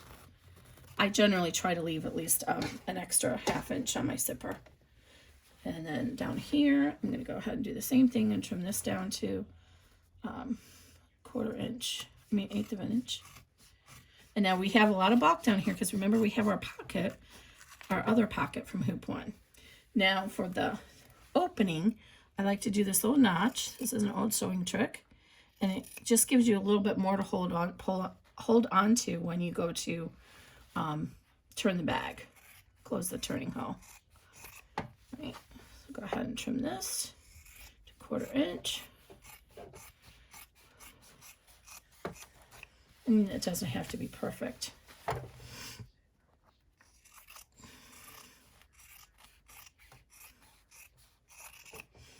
All right, and then I'm going to go ahead and trim out this to the tab. Oh. What did I do? Okay. Now at the corners, I don't just cut across. Yeah, you can see better on this side. I don't just cut across. I like to reduce the, kind of gradate them like this. So I kind of do like a little curved gradation into the seam next to it. And I find if I do that, I get a much better corner. And you'll notice that even though this is a straight corner, the nature of the material, the way it's I'm going to pull in, it actually ends up looking almost like a rounded corner. All right, now up here we're going to leave our tabs as they are. I'm not trimming those because they're about, well, you can trim it a little bit. They should be about 1/2 inch above. But I'm just going to leave them because mine are actually pretty okay. And then you can trim just this tiny little bit of a corner just to help right there. So when you're all done trimming everything, it should look like this. And this is actually a little bit longer, so you can trim that straight across. All right, so now we have all this mess that I need to get rid of. I lost my little bag with all my stuff in it. All right, now hemostats really come in handy now. I don't know if it's going to work because I have so much bulk, but what I like to do is take my hemostats. I use these rounded edge ones, and if you put them inside and you try to get a corner, attach a corner, and mine, I can tell you it's not going to work because I have a vinyl. But normally what you can do is you can grab that corner with the hemostats and then use that as a third hand and turn it inside out. So this is going to be a little rough because I have a stiff wing with that Decoville light on it, and then I have a stiff vinyl. So this would be a time to toss this in the dryer for a few minutes or use your blow dryer and heat it up. But I don't have a blow dryer. I could use the iron, but I'm not going to get up to do that. So I was able to do it okay the other day with the other size bag I was working with the same thing, and I had this in the wings, so it just takes a little bit of time. So once you get the one corner through, then it's the rest of it comes through much more easily. So just kind of bunch in there. I got my finger in here. and just kind of bunch it. Now sometimes it's easier just to start down here at the bottom, and we can try that. And turn the corner in like this, like that, and then start pushing it. Now, if you do pull your stitches out in your birthing hole, this, you know, that's what this is called. It's not the end of the world. Don't cry over spilled milk. Just means you have a little bit more stitching to do when you close the birthing hole. And some of these bags are easier to do than others. Oh, what is going on here? I can't get an edge in. Can't get my start because it's so stiff with that Decoville on the sides. But I did that bag the other day. I did the 10x6, and it had the same vinyl on the back on the wings, which is about the same stiffness. So I don't know why it's being so hard on me. But just take your time. This is not a time to rush. This is a time to, if you've had it and you need a break, like I should be doing, because I don't know about y'all, but my back has just really been bothering me. Now's the time to get up and go take a break and get yourself a drink, and then maybe even sit at the sofa watching your favorite show while you work this out. So again, blow dryer. If you have one of those, I have one, but I don't want that anywhere near my fabric because it's kind of rusty, because to be honest, I only use it to defrost the ice dispenser. We have an in the door dispenser, so like the chute is actually in our door, and the maker drops the ice into it. Oh, never buy one of those again. So what happens is, because it's in the door, you have that temperature from the outside of the refrigerator or the room hitting it, and the ice starts to melt inside of it, and then it freezes up again, and it gets all frozen up inside the bottom of the chute, the grinder attachment that brings the ice out. So I can't even use the crushed ice on my machine. If I use the crushed ice, it would make it even worse. So we can only use cubed ice. So it's so frustrating. And I should have believed the reviews when I bought the machine.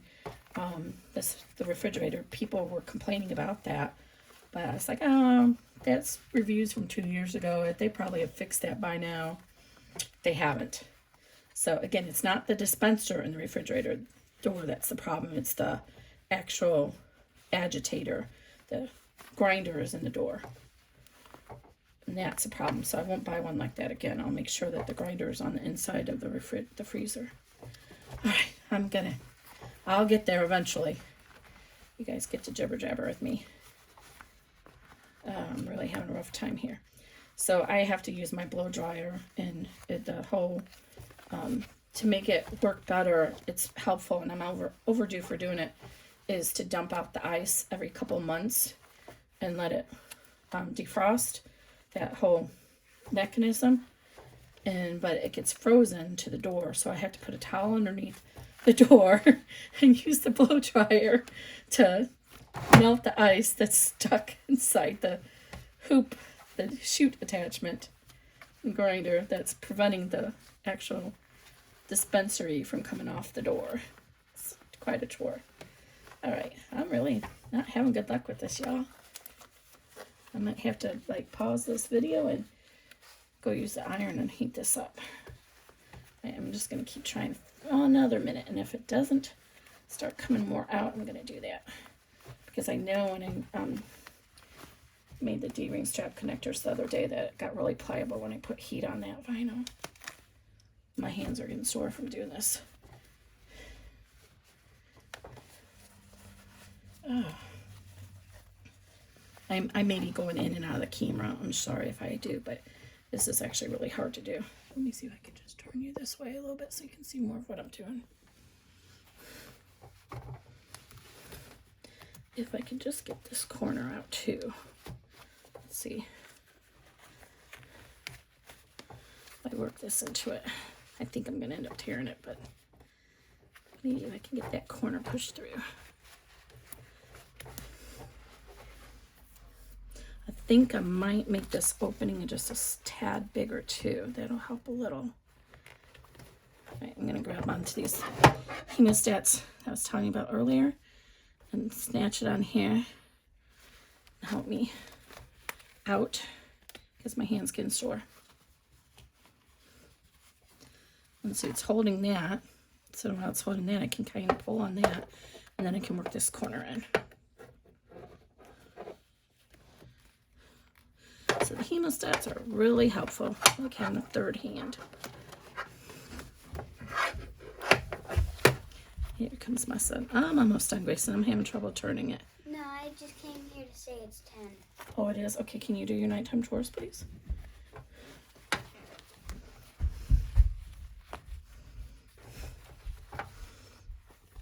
Oh, I think I might be getting it. It took a whole, what, 5 minutes, 10 minutes?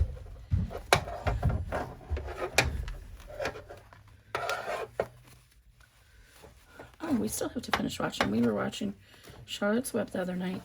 That's when my son discovered where bacon comes from. He wasn't happy. I've obviously told him before. Your age, I was good. Okay, thank you. 0.9. Wow. Come on, bag. Now, normally, I do not glue my bag closed right away. I usually wait until I turn the bag all the way out, the right side out, because if you make a mistake and you haven't glued it closed, you can still go to your regular sewing machine if you have one and fix it. But given how tight this is, once I get it turned out, I'm just going to glue it closed and call it a day. Wow. This is really stiff. All right, I'm going to go ahead and reposition my little hemostats here now. Now I can get over here to this section and do the same thing. And now I'm going to keep working the lining out.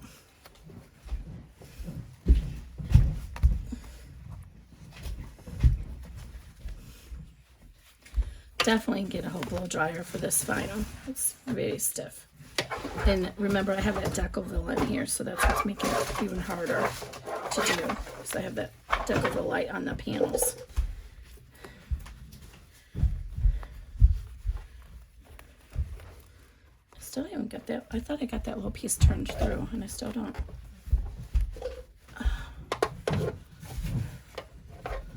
Now I do. Almost done. I feel like I'm backwards here. I don't know where it's at. Okay, now I'm going to go ahead and reposition and try and grab onto this piece. Get through.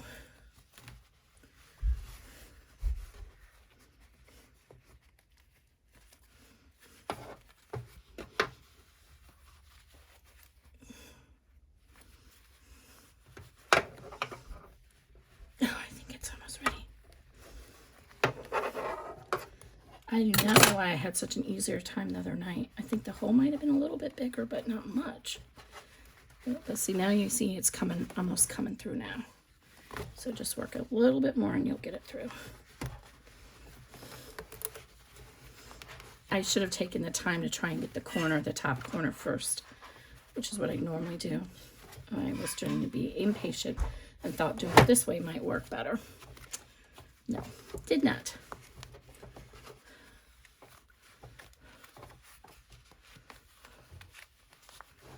All right, almost there, guys. But see, you just don't be impatient. Just take your time, and you'll get it through with minimal tearing. I haven't heard a thread tear yet, or pop. I mean, I do have some back stitching there, but still, I haven't heard one pop yet. But if you do, it's not the end of the world because you can just glue it closed or sew it, hand stitch it closed. Almost, get in there. Woo.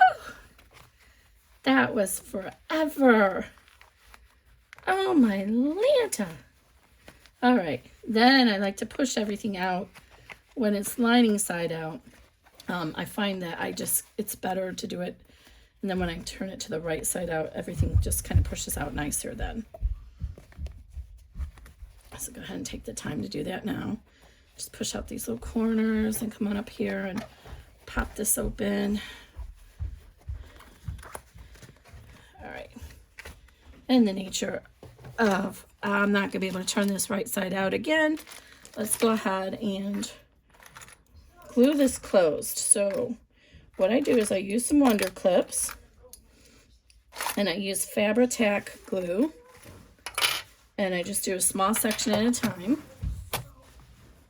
It's Beacon. Oops, taking the wrong thing off. Yeah, see you guys bed. Grayson's going to bed. No, I'm not. Oh, you're not? Oh. Well, I'm almost done, Grayson. I'm sorry, buddy boy. That's what I meant. Okay, so now what I'm going to do is, what I like to do is on the side where the stitches are here, I'm going to put the glue on this side, and then I'm going to, see how the seam automatically just kind of folded in and created a nice little seam. So I kind of push against this. I moved you guys, so can you see what I'm doing? And then I just start on this side, and I just run a little bit of glue. I'm right-handed, so I start on the right side. And then, that was a lot of bit of glue. I didn't mean to do that. And this does, if it gets on your hands, it kind of is a little bit like, leaves a little bit of a residue. So you have to kind of be careful. And then like right here, see how it's bumping up? I just kind of use that and push it in. And then put the clips there. This stuff has, I can't find it on the bottle, but I'm sure I read it somewhere. It has like a 20-second instant bond. So 20 to 60 seconds. And then it takes, I'm just going to melt these little threads real quick.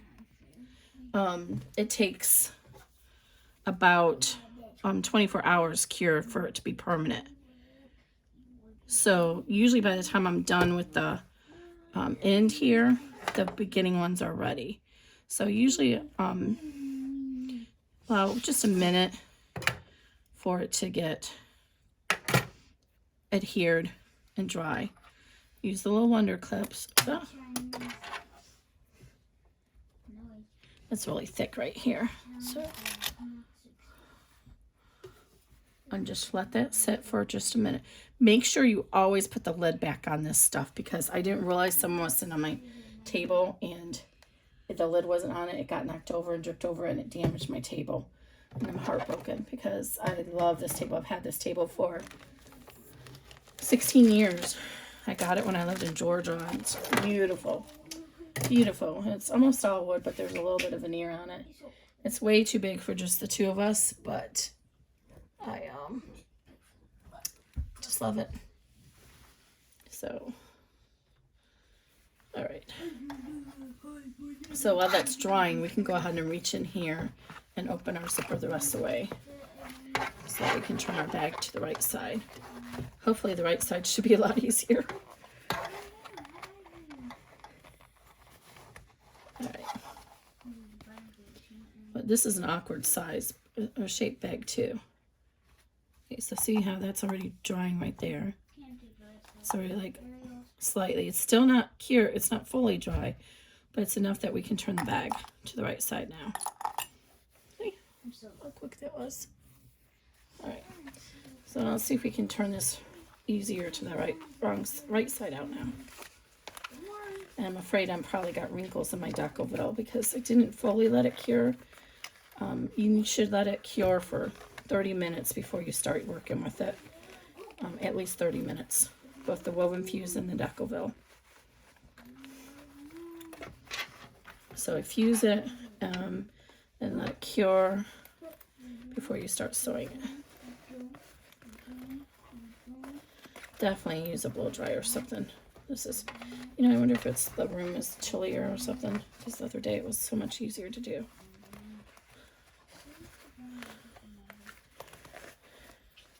And I had the seam material for the wings. I'd show you that one, but the proportion was all off, so I had to redo everything.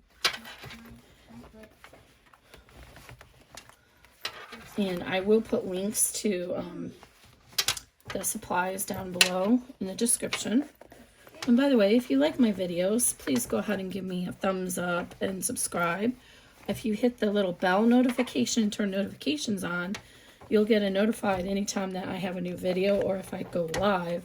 I don't go live on YouTube a whole lot, but I do put my videos for my patterns out before my patterns are fully released, because I like to put the URL for the video in the pattern PDF. So you'll get a sneak peek sometimes before anybody else about what the next bag is. All right, there we go. So we're almost there. So again, this is an awkward shaped bag, but people like this to use all their biggest hoops. So I think it's the MB, the Janome 4 needle machine, that this is the biggest hoop for it. All right, so now I use my hemostats and I just kind of go inside here and work that little corner out a little bit. It's much easier to do this when the lining is unsewn because you can get it in behind the lining. But in this case, we didn't want to have to deal with that, turning the bag again to do the lining. And go very slow because you don't know how pliable these vinyls are, and you don't want to poke a hole through it. That would be devastating to poke a hole through it right now.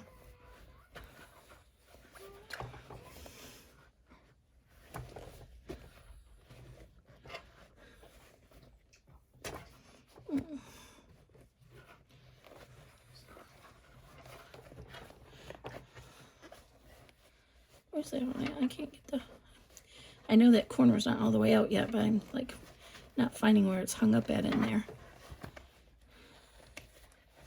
All right, I think I got it now. Yeah, there we go. So just work. Again, just like when you're birthing it, just take your time, go slow. And I like to rub the inside the bag. I like to rub the hemostats along the side seams and the bottom, and just kind of helps bring that out a little bit. All right, so here's where we're at now. And the pink is looking like it's not quite even because it's getting pulled into the bottom seam. But ish, it's even.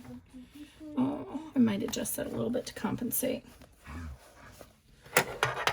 Now on this side, you have a lot of bulk right here. Now some people might tell you just to cut that out to reduce that bulk, but what happens if you do that? Your zipper's there. If you cut into your zipper, then your zipper might tear and it might impede it. So what I do is I push with the hemostats, I push down on that little bulk and I kind of push it into the bag, and it helps bring the zipper tape out. You have to be careful. You don't want to tear your zipper tape or pull on that too hard, but you can see that it's actually kind of pushing. You push into it and it helps pull the tape out at the same time.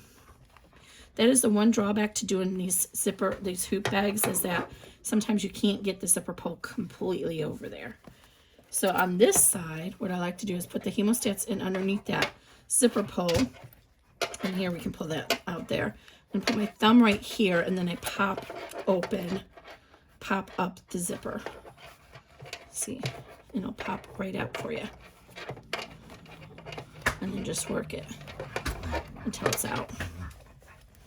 You can get a little bit more out there. But you use your thumb on the top and it helps you not to poke through on your zipper tape. All right. I think I got my D-ring not even there. Oh, Kimberly, how did you do that? All right, you'll do better than me when you lay your D-rings down. I didn't get that one even. All right. And then, see over here when it's doing that? So then just so you know where you need to keep pushing it in there and it'll smash down.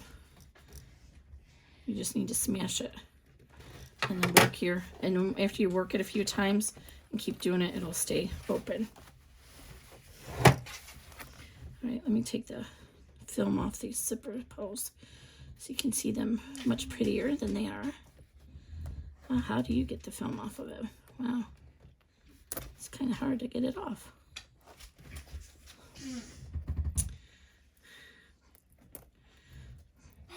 These are really good quality. I suspect that my two favorite vendors now for zippers might use similar suppliers, because both Wallet Hardware on Facebook, Ginger, and then Wizardy Stitchery, their quality so far has been top notch. Out of all that I bought, this is my favorite. All right, there we go. That got one off. These are number 3 zippers, so that's why.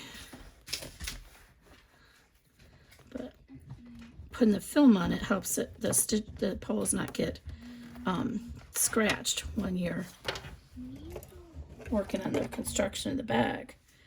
But I'm having trouble getting the film off this one. Usually it's like 2 pieces, like the ones I get from Ginger are like 2 pieces that are stuck together, and then it's easier. This is like shrink wrapped. And I'm having to use my zipper pull to get it off. The point is not to scratch it. Okay, Kimberly. All right, Kimberly, you got it? Not quite yet. Oh, finally.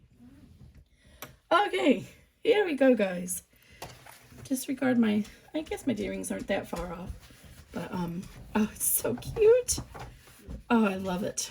I just love it. This corner needs to be worked a little bit more, I think. But, so here's our little zipper pocket. I don't know what you'll fit in there, but, and then you have the bigger one here. And then I have this beautiful rainbow chain that I'm going to put on it.